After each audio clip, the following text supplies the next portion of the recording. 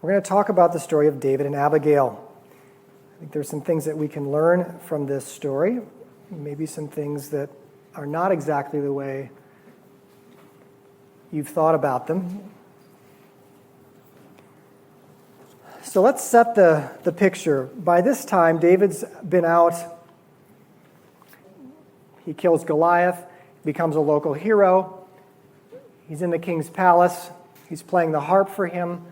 But Saul starts to get jealous and realizes this kid, I don't think he knows he's been anointed king, but he knows his presence around Saul makes him very, very jealous. First of all, the people start chanting, Saul has killed his thousands, but David his 10,000s. They're starting to put David above him, and he's, just a youth. Well, let's go to 1 Samuel 25. David is running from Saul. He is out in the wilderness. He's been there, we don't actually know how long, maybe 5 years, maybe 10 years. He's been there for a while.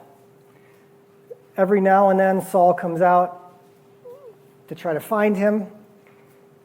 But in the meantime, he's had a number of betrayals. He's from the tribe of Judah. Israel, very, very tribal at this point. Everyone knows their tribe. David is from the tribe of Judah. Saul is from the tribe of Benjamin. So David obviously is going to be hanging out in the wilderness of Judea. He's going to be staying where his people are, imagining that his people are not going to want to turn him in. Well, he would be imagining incorrectly, because his people are all too willing to turn him in. They keep going to Saul and say, he's hiding out by us, just to curry favor with the king, just to try to, get some sort of reward, perhaps. Now, Saul's been a very violent man. He's already killed all 85 or 81 priests he killed just because they helped David, unknowingly gave him some bread and Goliath's sword. Just because of that, Saul felt that was a betrayal. He killed all of the priests. So he's a very, very angry, violent man, very threatened. So David's been through a number of these betrayals. And then we have this scene where he's watching this man, Nabal's sheep. What we have to understand is this is a culture called a culture of raiding, the raiders. Very commonly, someone with a little army or a big army will come through and raid your village and take all your stuff. Maybe they'll kill you, maybe they won't, but they're basically stealing. So David's been watching this man's sheep to make sure no raiders come to raid him. He does it for a season. Nabal's having a feast because it's sheep shearing time. David sends his men to see if he can get a reward for having protected this man's sheep. The man is drunk at the party. Nabal is drunk. And Nabal says to David's servants when they ask him, "Who is David? Who is the son of Jesse? There are many servants these days breaking away from their masters. Shall I take my bread and my water and my meat that I have killed for my shearers and give it to men who come from I don't know where?" Wow. I don't know if you can hear all of the barbs in this. Breaking away from your masters. So David's been running for his life for years. This man makes it sound like he should have stayed in the palace and taken his medicine. Who's the son of Jesse? This is, by the way, Nabal is a Calebite. He's from the tribe of Judah. These are his people. The offense here, and then he's basically saying, we don't know your origin. We don't know where you've come from. The people who have gathered around David, it says they were those who were in debt or distressed of soul, bitter of soul. basically the people who owed people money and couldn't pay it, these are the people now surrounding David. So this man's insulting David and everyone else. David said to his man, when he gets word back, every man strap on your sword. Basically, I have been protecting this man, now I'm going to become the raider. He's not just going to kill everyone there, he's going to kill everyone there and take the man's sheep. He was expecting a couple of sheep to celebrate. He only wanted a few sheep. This man's holding back. David is going to go get all of his sheep because he feels justified. He basically has had enough. He's been betrayed enough. Now this slap in the face by another from the tribe of Judah is just basically he's blown a fuse. It's over. He's going to go make sure this never happens again. So they tell Abigail. Abigail is married to Nabal. And the servants say, look, 10 men came. They've been protecting us the whole time. Our master, you know, nobody can reason with the guy. We know there's harm coming our way. They have 600 men, and our master just insulted them all, being drunk. Good things are not going to be happening. Bad things are coming our way. Abigail quickly prepares these things, some sheep, some figs, and she goes to try to meet David before he and the army get to the house. And David is saying now, verse 21 of 1 Samuel 25, listen to what he says. Now David had said, surely in vain have I guarded all that this fellow has in the wilderness, so that nothing was missed out of all that belonged to him, and he has returned me evil for good. God do so to the enemies of David, and more so if by morning I leave as much as one male of all who belong to him. So he has vengeance. Someone has offended him. And we're talking about self-control. We're talking about what we need to do to have self-control. David now he's been pushed over the limit. He's out of control. And he's about to do something that, when we read the story, Nabal just a bad guy. He's just a bad guy. Probably a very narcissistic man. Doesn't sound like, even his wife calls him a fool. He's not a nice guy. Very, very wealthy. And a lot of those traits, bad behavior, can come with wealth.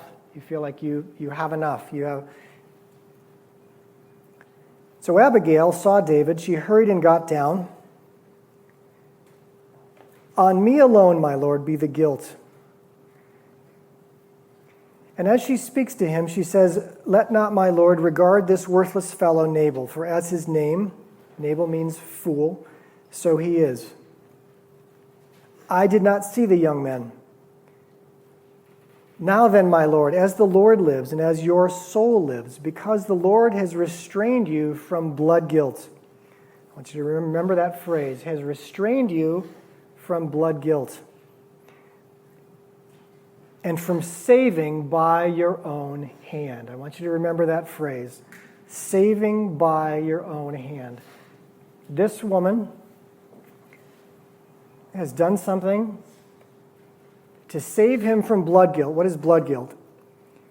It's killing people who are not guilty, killing innocent people. God did not call David to go destroy this man's family and servants. This was not on God's agenda. This is on David's agenda. This is blood guilt. She goes on to say, for the Lord will, now she starts prophesying over him. Look at the character of this woman. I don't think there's another woman in Scripture who gets this much dialogue. We have Esther, we have Ruth, but no one gets this kind of character dialogue that really shows how she is amazingly connected with God. She's prophesying, the Lord will surely make my Lord a sure house, because my Lord is fighting the battles of the Lord. She recognizes who he is and the battles that he's fighting. And evil shall not be found in you so long as you live. She prophesied over David what God saw about him, that evil would not be found in him as long as he lived. Now, most of us know the story and know that ultimately, that prophecy did not come to pass. Evil was found in David. Significant evil. But that wasn't God's intention. And when God speaks prophecies over us, he's speaking to us as he sees us, the way our destiny is supposed to go. This woman was speaking the destiny of David, the way it was supposed to go, the way God intended it to go. She has tremendous insight. This is what God planned for David, that evil would never be found in him. If men rise up to pursue you to seek your life, the life of my Lord shall be bound in the bundle of the living and in the care of the Lord your God. Basically, David, they can't kill you. Don't you see that? You're invincible. Nobody can kill you. The lives of your enemies shall be slung out from the hollow of a sling. You know that David is an expert with the sling. Verse 31, my Lord, again, shall have no cause of grief or pangs of conscience for having shed blood without cause, or for my Lord working salvation himself. There it is again. No blood guilt. Don't kill innocent people. And you do not need to work your own salvation. God is working your salvation. David said to Abigail, blessed be the Lord, the God of Israel, who sent you this day to meet me. Blessed be your discretion, and blessed be you, who have kept me this day from blood guilt. He realizes what he was going to do. If you're going to be the king of Israel, it's not a good idea to have a massacre on your record of your own people. Not a good career path move. He sees what has just happened. Basically, a man has insulted him, and he was going to massacre everyone who belonged to him and steal his stuff. And that would now be on his record. It's going to be much more difficult for him to get in line to be king, who's he's anointed to be, but he's about to make it much more difficult. He kept me this day from blood guilt and from working salvation with my own hand. Wow. Unless the Lord has restrained me, unless you had hurried and come to meet me, truly by morning there would not be left to Nabal so much as one male. He was that angry. He was able to be turned from his anger by humility. Most of the time when someone is angry with you, and people learn this in their customer service jobs, they want to be understood. They just want someone to understand him. The woman understood. He said, look, the man is a fool, but this is the path you're on. This is who you really are. And as we listen to the people, even if we would say, I don't know why they're so upset. They've got no real argument here. Listen to them. You can listen to them. You can validate. You don't have to agree with every point, but to listen to someone who's upset oftentimes can quench that anger, that desire. They have to fight. David was fighting actually for his life here, because his ego had become so small. His self-esteem was so low. That's what most anger is. It's just trying to get your ego, your self-esteem back. I know I'm not supposed to be treated that way, so I will fight it. If we know who we are, we don't have to work salvation by our own hand. Are you working salvation by your own hand? Situation comes up. Oh, you're on the phone. Oh, I'll take care of this. I know somebody.